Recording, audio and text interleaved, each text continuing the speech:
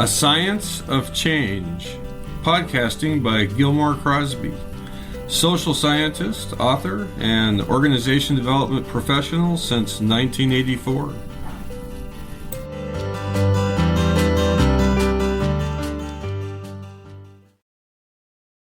Greetings.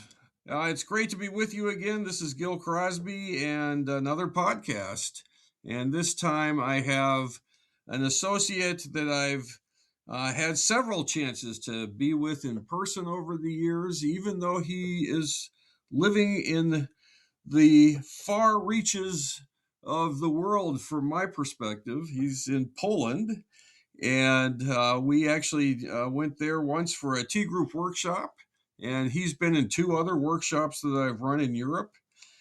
So, Przemek, Hello. hi, how are you? Very well, thank you. Thank you for having me. Well, it's a pleasure to have you. I appreciate you doing this. And so, you're a OD practitioner in your own right. You're a leadership development person, or just a person development person. Uh, and you integrate various things, including your Akido, into it. So I'm just going to go ahead and shut up for a bit and let you chat about who you are and what you do, and we'll just see where we go.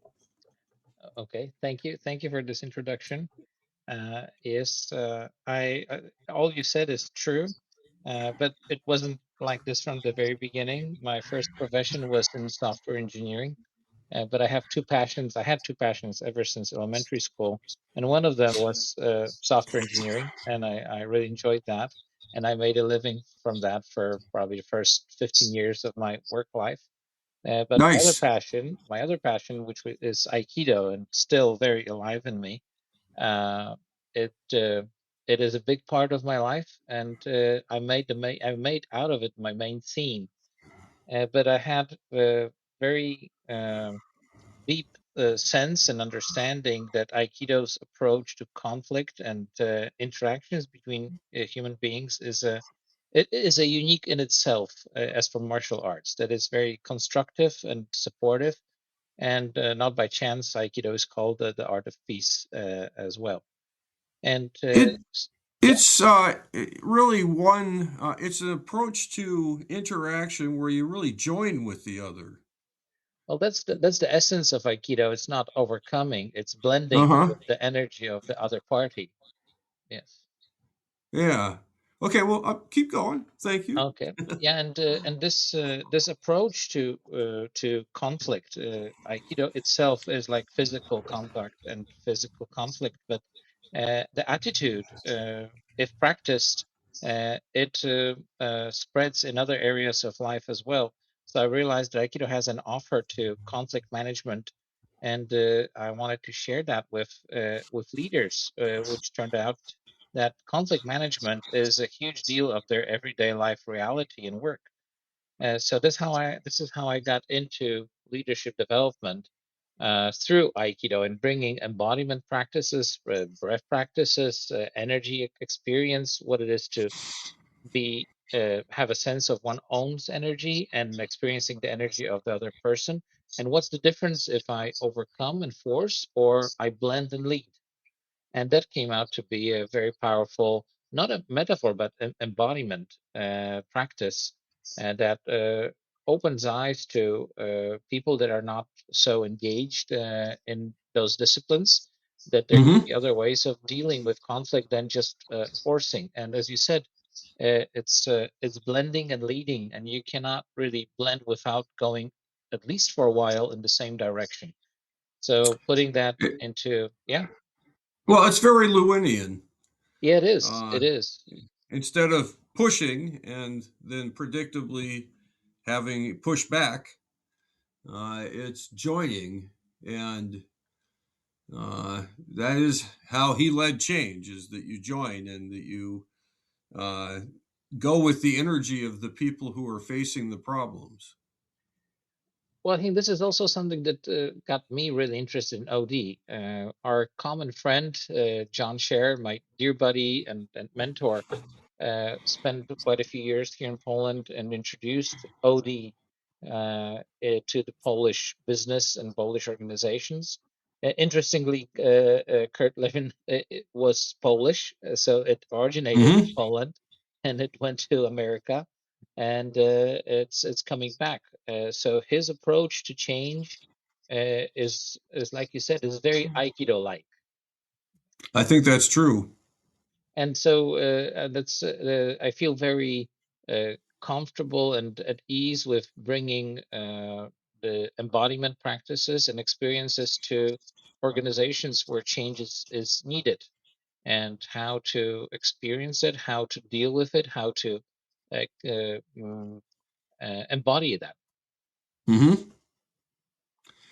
Did you? I realize now I have your beautiful book Mm. about Aikido and the dojo, Yes, yes. and I trust the dojo is still thriving. Yes, it is. Where now it's the dojo is being run for 23 years now. It's a full-time dojo. We have classes at 6 a.m. in the morning. I really respect the people that come for those classes, and I really, really, I mean, honor that. And Uh huh. they're very committed, very dedicated. And then we have I take it. three.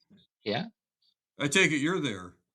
Not always. I used to be, but the Uh huh. moment I got more engaged in OD and leadership development, is just sometimes it's really challenging to start a day at 6 a.m. with a class. Then I go to work with a client for 8 hours and then come back for another Sure. 3 hours in the evening. And there's just one day, okay, it's doable. 2 days, if, yeah, I mean, okay, I put myself really for that. But 3 days in a row, it's a killer.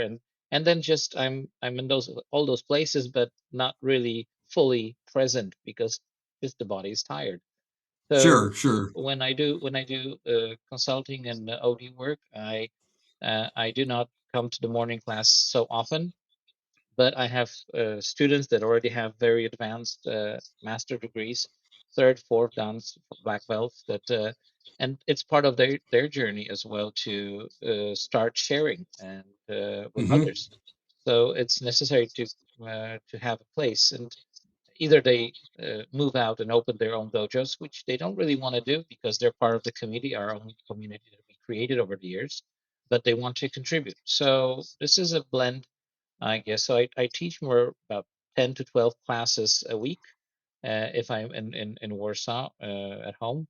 And that blends well with my other commitments and work that I do. But the other 20 plus classes are delivered by my students. It reminds me of the kung fu I took, and I think it speaks to who you are that they want to stay because uh, the the master I learned from had a very loyal gathering around him, but eventually they revolted. Mm, Uh, apparently they did many things for him: mow his lawn, do his laundry, clean and cook, and so yeah, yeah, on. And eventually they felt abused, basically, by that. So I can there, understand that. Yeah, it all uh, fell apart at once, which was unfortunate because I really loved just going to the classes. yeah. Uh, and as you say, there were in that discipline there were people who were advanced who would teach, either teach alongside the master or teach on their own. So uh, Well, I think this touches a topic that is also bringing us together, because martial arts essential is about self-discipline, work on oneself, and on leadership. If you want to, if one becomes a master and a teacher, and from the old days, the tradition was, like you said, that if you want to practice and learn from the master, you have to do his chores and bring him food and everything. But mhm. those times have passed, and some traditions try to hold on to that. But I think we as a society are moving much more forward, and this does not apply anymore. And this needs a redefinition of the role of a master and a leader in this kind of setup. And it does not Sure, although work. Yeah. there may have been, I mean, there was no doubt in the right hands, value in that. Oh yes, of course. Yeah, But and then that's very easy. perhaps Yeah, perhaps there's a gray area where there could be misunderstanding, and then I there think could so. be abuse, and then there That could be abuse. So that it's very tempting, you know. I mean, if somebody has a big ego, it's very tempting to be sure, fall for being applauded and admired, and people yep. want to be your favorite, like the teacher's pet or something, and they try to be as kind and as helpful as they can. But this, it's a trap. It even happens in T groups and other types of development work, although usually it's a shorter term relationship. Yes, and but you probably have this kind of experience, as you said, that there will be people that try to please the teacher or the leader of the group, and one has to have quite a bit of self-awareness and notice that this is a trap, and put it on the table, talk about it, and make it as much as possible transparent. And I think that this creates growth for all engaged, all involved in this setup. Yeah, I didn't know we'd go here, but it's the boundaries are important. So just like with therapy, uh, one must not sleep with a T group participant.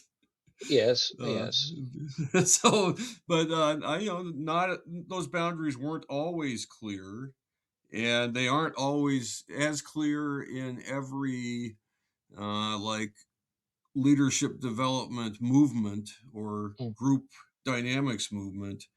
It's absolutely clear to me that over the years, many participants have been attracted to me and perhaps had never been listened to in the way that I was listening to them and had never experienced, the kind of catharsis that can happen or closeness that can happen in a T group workshop. And I just was thankful that I was taught to keep boundaries, no matter how tempting. Yes, that's so. This is, I think, every venture where you have authority and somebody's privileged here in a way, uh, it's easy to have somebody fall for this trap. And self-awareness and naming the things that are happening and how you understand them is crucial here to make it a safe place for everybody. And be leading a T group or leading any deep kind of work has this potential that there's a slight danger. Yes. Yep, and it's I don't necessarily name it with the participants. I just live what I think are the right behaviors. Well, that's well, good on you. It's Gil, but and at the same time, I think a lot of therapists have a challenge like this Hmm. uh, that people come to work them with them, and they seek support, and all of a sudden somebody really genuinely listens to them and makes them feel seen, heard, important. And this is just very attractive in a sense that we all need that. And if they don't Yep. get it in other places, then they get it from a therapist or some other counselor here, and they just never felt before like this, and they want more of it, and they're willing to do a lot of things to keep on getting that. So this is, yeah, this is a little dangerous. So Yeah, supervision absolutely. is necessary here for people. And I remember one of my colleagues, actually he's a very famous Polish business psychologist, but he used to be a therapist. And when he was asked after some, why did he give up on therapy, he said, "Well, all of my patients fell in love with me, and I just couldn't handle that." Yeah, that makes sense. I think it's harder in a private one-on-one therapy relationship. there's more danger. And I think that I've been a therapist, and in those cases, I did set clear, I did talk about the transference and the therapeutic relationship and the boundaries with each person. Hmm. And I don't do that with T groups. I don't think I need to do that with T groups. I think there it's more between the T group trainers. They have to have clarity about what the boundaries are. Uh, anyway, that's just like you and Anya running your workshops. Well, yes, that's why we like to, with my business partner, Anya, uh, mm, we like to, I mean, we always, well, that's not true, but probably 90% of work we deliver for our clients are working together in the room with the clients. Sure. Because sometimes the dynamics between some people are different, and then another person is necessary to be if there's some misunderstanding, some tension, and we don't really know why is it happening. We cannot put our finger on it and name it, but I just feel the tension, or the other person has a issue with me. Then my colleague, in this case Anya, steps in and she takes over, so we can continue the good work until we're able to resolve the tension that was between us. Uh huh. Sure. That's helpful at times for sure. And it's funny, I'm about to go run two workshops on my own, Mm, as I've been doing for the last 15 years or so. And in the it's a different kind of workshop, as you know. And in this process, I want to enter immediately into the tension, if mhm. there is some, and hopefully and usually learn with the person, that at least learn that we can manage tension with each other. Well, that's So it's already a big step. I think that a lot of people don't believe or don't feel comfortable with that. sure, sure, sure, sure. And you guys are teaching. Well, why don't you talk some about what you're teaching, if you don't mind, in the LDI? But it's Oh, different than a two group workshop, as you know, as you've yes. experienced both. Well, okay. Well, the LDI, the program we deliver uh, it was designed by our common friend John Scherer, and it's a deep personal experience of 4 days, and it's process work where one in few words, or it's difficult really to describe the whole process, Yeah, you don't have to. but it's an opportunity to look taking well, first you have to take a real case, something that is really genuine, an issue for you that you want to work on. It Hmm. cannot be like, okay, I need to be more assertive, because that's already pretty abstract. I mean, probably might be true, but abstract. But so we always ask, okay, but can you give us a concrete example of with whom you have to be more assertive, for example? So my boss, my colleague, or my life partner, who is it? And a case that you really want to, in this particular case, this particular topic, you want to be more assertive about. And this is a starting point, because this makes this work real for the person, and people can really relate and connect to the topic. And then we Hmm. take a look how this person behaves in her in its default attitudes and ways of dealing with situations, and why where's that coming from. Now that we're touching a little bit on somebody training from their early years, to see the connection, and then the somebody training creates a strategy how to behave in the world, to make it in the world, and also how to absolutely not to behave in the world. And it turns out that those forbidden places, that there's some babies thrown out with the water, and people cannot, they don't allow themselves to behave in a certain way, and they find themselves struggling with the same topic, the same issue, like the hamster and the spinning wheel, again, again, again, because they try to do the same thing again and hope for a different outcome. And they need something from those shadow characteristics, those shadows, mm, uh, attitudes that are not allowed. And it turns out that this is what they really need to handle something that is not working for them. Because Hmm. if their talents that usually got them in a pretty good place in life, if the talents they have would work, this topic would not be an issue because they would already handle it. And but it's not working. And but they don't allow themselves to look somewhere else for strategies or behaviors. So, for example, somebody who needs to be more assertive, when they try to be more assertive, and we ask them, okay, so how'd that feel? Oh, horrible. That's absolutely not me. And on 1 to 5, how aggressive were you in this statement? Oh, on scale 1 to 5, that was a 6 at least. And okay, do you want to see how other participants of the workshop experience this?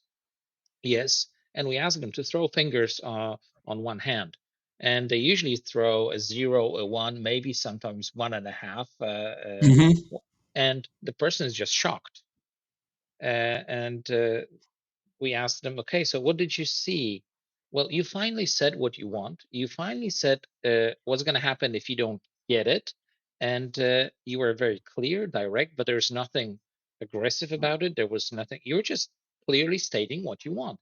And for the other person, it turns out that from their somebody training and their the way they grew into life, being kind, polite, helpful, never say no if somebody asks for help. Uh, it turned out that just clearly saying no, I'm sorry, no, or this is how I want this to happen, or I want this topic to evolve. For them, that's already connotated with being aggressive, and they do not allow themselves to do that. If they don't get feedback from other members, they will stick to this opinion to the end of their life. And Sure. so we help people during the LDI to kind of explore other options that are possible, and they're not taking them into consideration to deal with a real topic that they're coming with for the workshop. And but then also, of course, we're creating some ideas. Why would you be willing to try something different that is very uncomfortable, etc.? And yeah, so this is the work that we do during the LDI. It. You go about it differently, but some of the stuff is very similar to, uh, like we're working on people's habitual patterns, Yes, yes, I think which it's pretty much this the same work, maybe run slightly differently, but the yes. grand idea that we have patterns, and it's absolutely the same. So that's why I'm also so eager to experience and work with T groups, because there's lots of familiarities, and I think that it just creates a different approach to very similar topic. And Hmm. yeah, and I think people need all of that. And there's the whole Mayan perspective from Don Miguel Ruiz about we make up stories about ourselves and then we believe the stories. And part of the story for that person is that if you speak up for yourself, you're being too aggressive.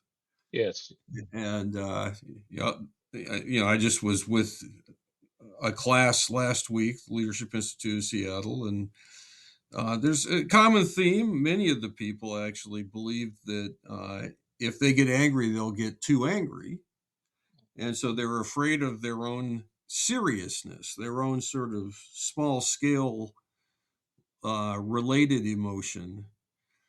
And so they will feel irritated or something and try to ignore it until it builds up, and then it's a explodes. self-fulfilling prophecy when it comes out with high intensity. And uh, It, anyway, yeah, so just breaking patterns like that, and how people get locked into their fears about how to behave and not behave.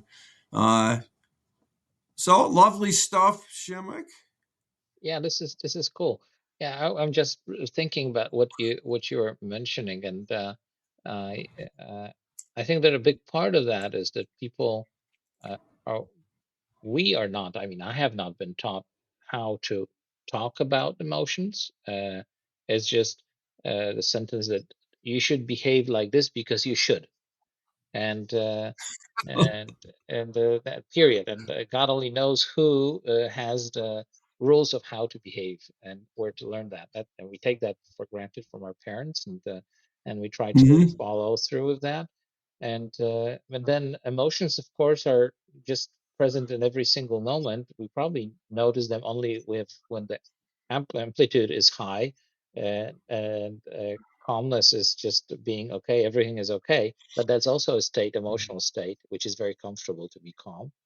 And people are very often afraid that they're afraid of mm, behaving on behalf of their emotions instead of naming their emotions. And that's why they're afraid, because it's usually too late. They already gathered up so much tension about something that if they speak, it's a blow up. Yep. Yeah, it's the pinch theory by our common friend and associate John Scherer and colleagues. Yes, yes. But that if you allow small things to go, eventually the intensity will be high, probably over a small thing. So it'll It, also it be bewildering. It usually is. It starts up, and then also it's the small thing that is the tipping point. And you have a meeting in the office, and somebody makes to another person a sarcastic comment, and the other person just blows up, and everybody goes, "What the hell happened here?" And this was okay. Maybe this was not too pleasant or kind, but didn't necessarily have to end up with such a blow up. The truth is that this was just the tipping point, and before probably this person had a big pile of you know what piled in this person's mind, and this was just Hmm. he just not, couldn't take anymore, and then Yep. you blow up. Uh, Yep. yes, Yep. And if somebody knows how to manage a moment like that, they'll look for, well, what's the real specifics here? But yes, if they don't, then people will just be upset and blame each other and talk about each other in the hallway afterwards. yes. This is yeah. This is if I would say in short, what I'd love to do, what I would love the impact of um, my work and my being here to be is to, well, support people in having more joyful, fulfilling lives. And part of that is really knowing oneself and knowing what I'm really experiencing, what is happening with me, and be able to share that with the world without any demand, but just acknowledging, okay, I'm angry, I'm sad, uh, Hmm. I'm frustrated, I'm irritated, I'm joyful, I'm happy. That just being able to notice that. But it's so easy to go into the blame and make wrong game, and it's also from the neurological point of view, the all the uh, energy that is coming from anger, this also can be addictive. And for a lot of people, this is the common state. And it's Sure. much easier, much more comfortable to stay in also in a way uncomfortable situation, but it's known, it's familiar, it's safe. I know what the danger is here. I know how to handle it. I know how to find my way here. So let's keep it. Let's not rock the boat, because rocking the boat might cause I don't know what. And it's better to stay uncomfortable, but safe. Sure. If I'm in that state, I've probably convinced myself that I'm right and they're wrong anyway. Of course. Yes. So, it gets back to where we started. Like, how do you join even when you feel uncomfortable or when the tension is high? How does one join and make sure they get the other and maybe help the other get the other? Mm, At least, yeah. And some of that I think is just a way of being, mhm. and some of it's having strategies like trying to get specific. Like, well, what did I do or say that is causing you to feel troubled, even if it's hard to hear in the moment? But to try to get down to stuff that you can at least decide whether to do something about. Uh, anyway, all the stuff that we work on, we both use the process of John Wallen, and even though John has his adaptation of it, Yeah, the three worlds. Yes, the three worlds, but it's it clearly comes coming from from the same Wallen. Yeah, yeah. same roots. Yeah. Well, Well, boy, I'm enjoying this. This is the kind of stuff I was hoping we would get into. Is there? I'm happy. Uh, well, I'm Okay. just well, yeah. This is Nice yeah. job naming your emotion. Yeah, yes, I'm glad and I'm happy and I'm having a good time. But you sparked a thought in me because what does it take? And yes, there are tools, I guess, that Hmm. we know or some we don't know, of course, and but they work. But I think it comes first of all with the intention that I want to find a common ground with you, and I think it starts with that. Hmm. Uh, and then of course patience to the other person and to oneself. I can see myself being just an impatient towards myself as I sometimes am towards others, and I get angry about that. And Sure. uh, and then there's just no easy solution because then everything makes me frustrates me, and I get irritated really quickly.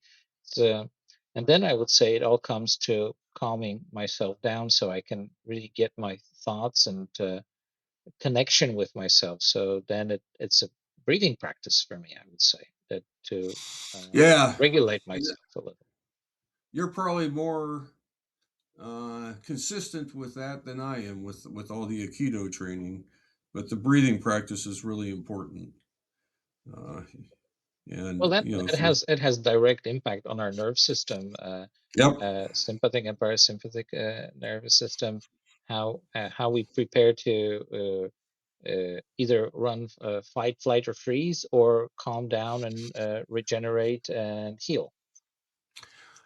would you be willing to describe it for the listeners, like just the basic process of deep breathing? Oh, sure. Well, there's of course we're all different, but there's several techniques you can follow.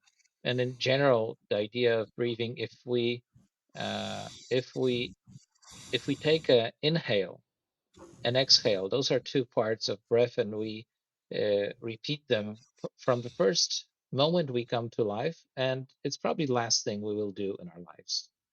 And how we breathe has a huge impact on our physiology. So, having an example here, if you look at people that practice different sport disciplines, they are masters how to use their breath, and you will see people that are doing something in a cycle, like running, swimming, they have to find a cycle and a rhythm for their breath work. And if you will see a heavyweight lifter, you'll see him come approach to make the pull, but he did not connect with his breath the way he wanted to make the maximum effort and impact. He will step away and make another attempt. Then you'll see martial artists like and boxers and kickboxers that you have a very short exhale when giving away energy and to make impact. So this is I'm now going to very precise a particular thing. If your exhale is shorter than your inhale, you're mobilizing yourself to give energy, run, fight, whatever. If you do the opposite, if your exhale is longer than your inhale, you will be calming yourself down and your nerve system will be calming down. You're going to train your brain and your body and your heart that it's safe, I can relax.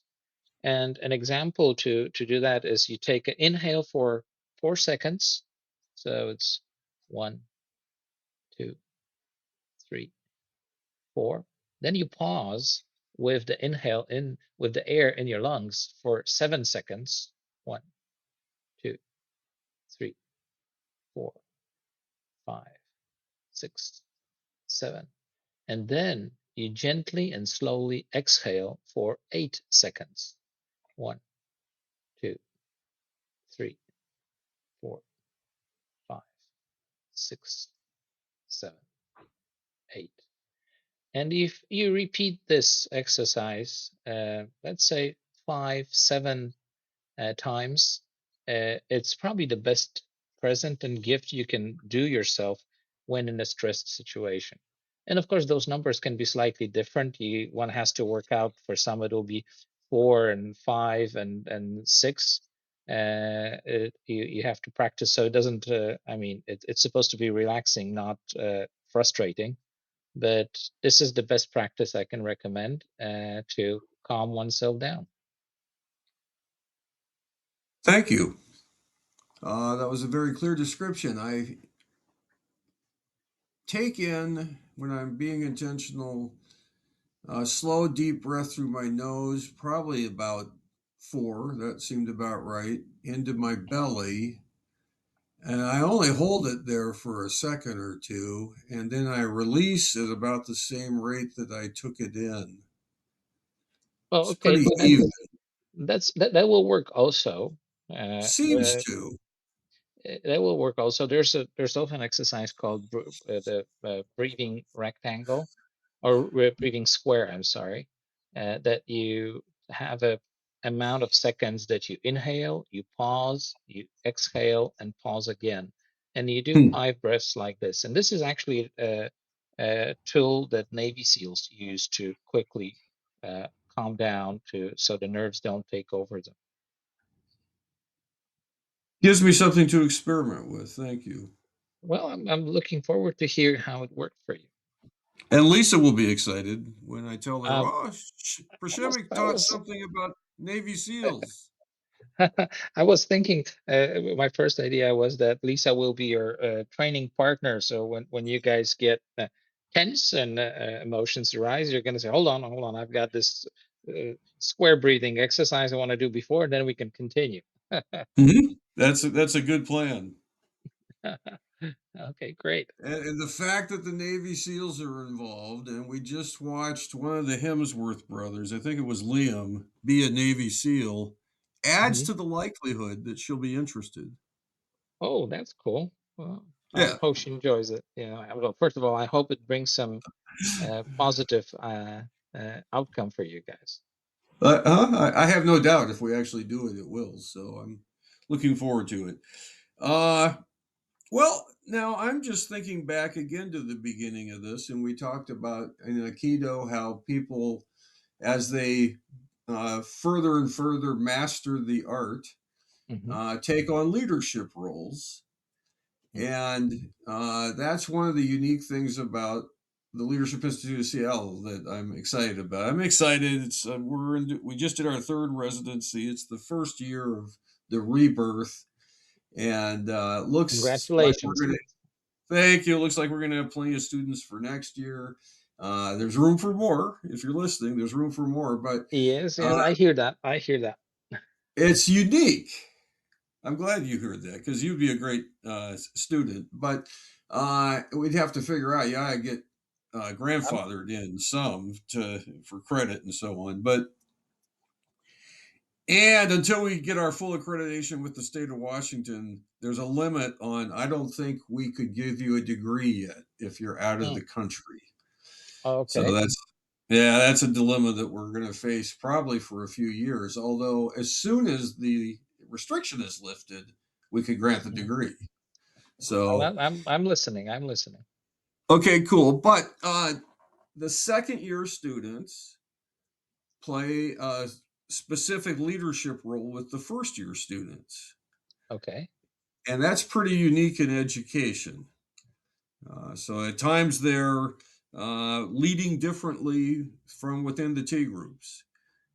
Mhm. And there's just a variety. At times they're running a process, and the students are all in it, but they have a higher role of facilitation and so on. Uh, so anyway, I think that was obviously has worked well for Aikido.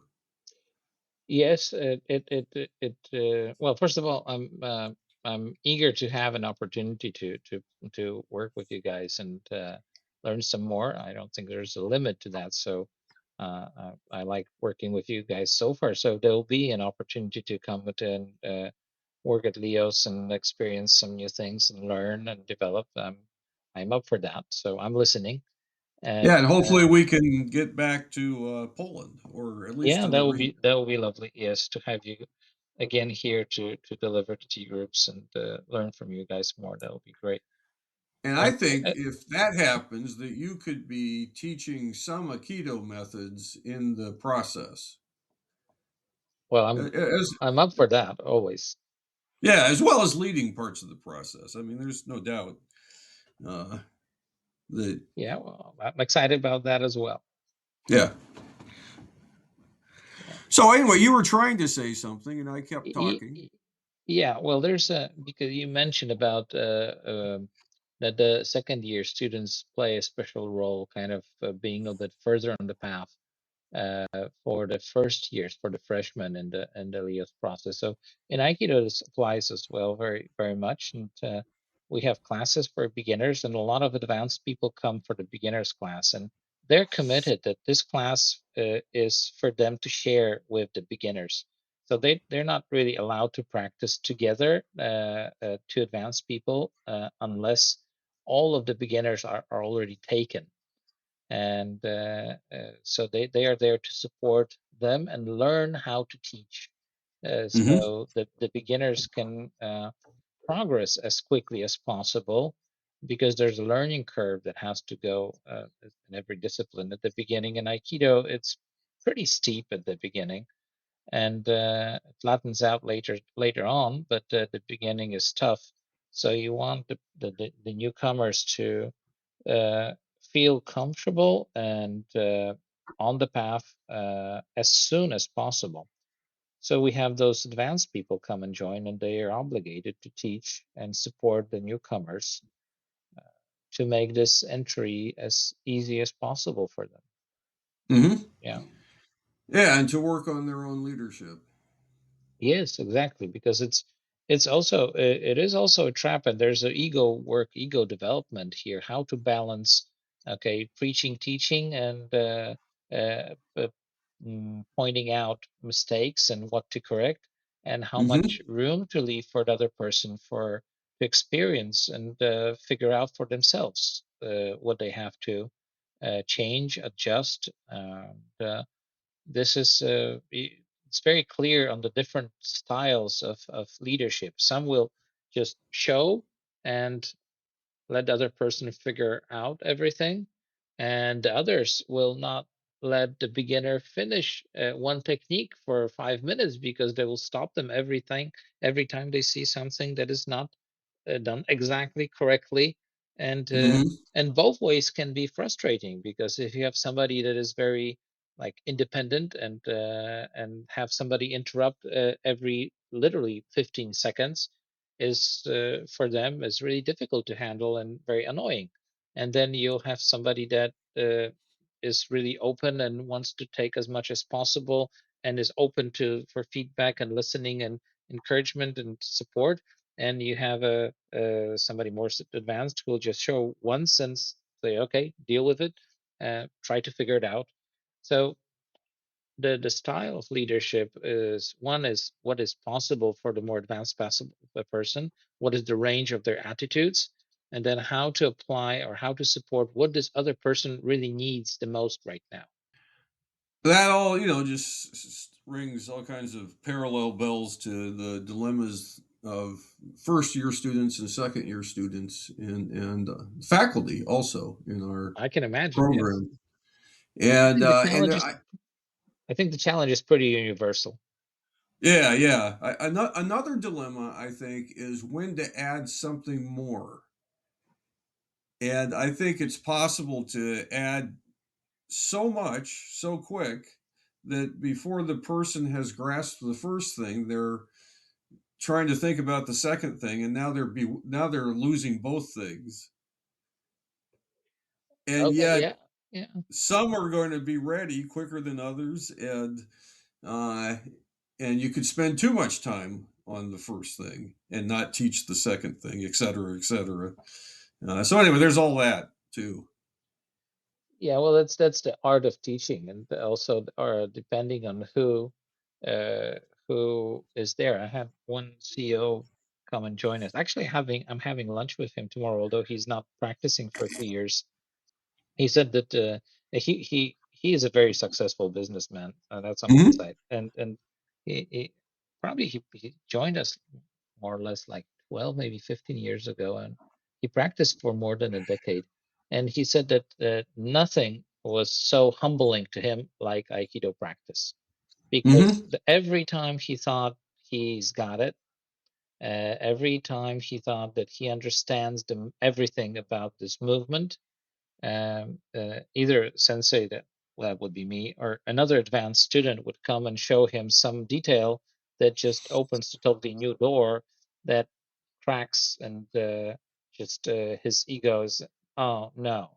Uh, so it's a beautiful journey, and of course it depends who you're dealing with. And what you mentioned, that it's really easy to um, overload a person, but then there are people that they're so, sometimes some of them are so confident and sure of them, and they got talent, that for them to uh, have a humbling lesson and to become a little bit more humble, you have to overload them, so they see, okay, that's too much, I can't handle, I have to slow down. And the moment they acknowledge that, then we can start the work. But this is just, those are just few cases, but usually, but they happen. That still parallels leadership development, and if if I think that I have nothing more to learn, then I've already got something to learn. Yeah, you're done. You're really done then. Yes. Yeah, yeah, yeah. So I think I don't know if it's more likely you master Aikido than it is you master understanding your patterns and habits and your emotions, and uh, but certainly the understanding your patterns and habits and emotions and beliefs and all that is a never-ending opportunity. You'll never be done, I don't think. Well, that's the difference between martial arts and martial sports. That the martial arts are a path, that there's no end to it. And the Mhm. martial sports, you have a medal or diploma to Sure, receive, and you're done. You have the master title to get. You're the champion of local place, state, U.S., and then international or the Olympics, and you're done. And in martial arts, it's just a path. That's the only thing that is known, that there's the path, and there's no end of this growth. If you think you're done, that means you're not cautious or open enough to see other layers that are not available for you right now. And sometimes even people, when they get a black belt, that usually happens after 5 or 6 years of intensive practice. It's the first master degree that you can get, the first dan. And people that join the martial art community think that, okay, once I get the black belt, the first dan, in Japanese shodan, is that okay? I'll be there. I'm gonna be. It's gonna be it. sure. But if you practice and you're led in a correct way, it turns out that you get the black belt, and you sometimes ask yourself a question: who would be stupid enough to give me a black belt at this point? I know how much I don't know, and they're giving me a black belt. How is that possible? Because you see much more that you haven't seen earlier. And that's what I think that the growth path is all about. Sure. And the more you know, the more the more you know, the more you know you don't know. And that's the humbling part, that there's no end to this journey. Yep, and that's true in the other work we do as well.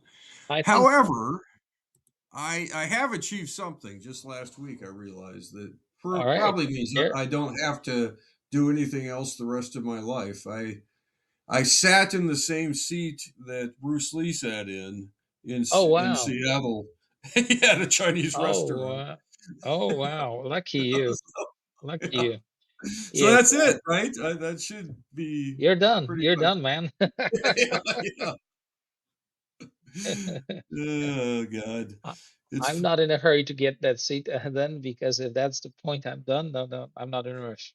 But well, Bristol you has know, some really great wisdom. That's another thing. Yeah. yeah, it's only 3 blocks from where we're teaching, Well, I and do feel so even more encouraged and invited to come and join. yeah, yeah, I definitely will take you there to Bruce's seat. The same family that served him still runs the Oh restaurant. wow, that's Yeah, amazing. yeah. That's amazing. Well, I'm fingers crossed for that one of these days we get to do that, and I'd love to take the Leo's program and to grow myself and what I can offer to others, and then if this happens, I mean, this restaurant is a must. Yes, indeed. And of the other things you said, you're a wise man, Shimmick. I got to Oh, get that happens P in once there in a for while. Shimmick. Yeah. You, Uh, and people in Poland right now could be turning to you. So, uh, for what coaching for the LDIs, which are workshops. Do you ever do anything in software now? With like, do you do any well, kind of change management or?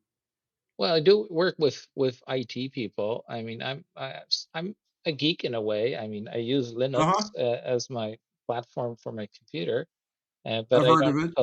I don't code anymore. I loved it. I don't, but if I work with people from ITs, engineers, and etc., uh, the work we do, they sometimes look at it kind of suspiciously. I mean, really, what's this about? Is this necessary? Does this compute? and uh, do we have to talk about this easy, fluffy stuff? And if I manage to authorize myself, let's put it this way, as somebody that comes from the IT world that Mm-hmm. has done some software development work and lived from it for in some cases longer than they have worked so far, it kind of puts me in a position that at least we will listen to the guy. It's a way of joining. Yes, yes, there's a platform for connecting, and it turns out that uh, later on, it really turns out to be valuable. That there this fluffy, easy stuff, soft stuff. We like to call it actually the human stuff. mm, is a necessary part, even if they're really talented software engineers and they just like to look at the computer and develop software and platforms. Well, it turns out that it's for human beings as well. So it's good to be able to efficiently communicate with them. But on all levels, not only what I want and what needs to be done, the specifics of the project, but also to show up fully, and that means to share the emotional layer of oneself, because that's always present. Yep. Well, okay. So, how do people, leaders, and so on, how do they find you?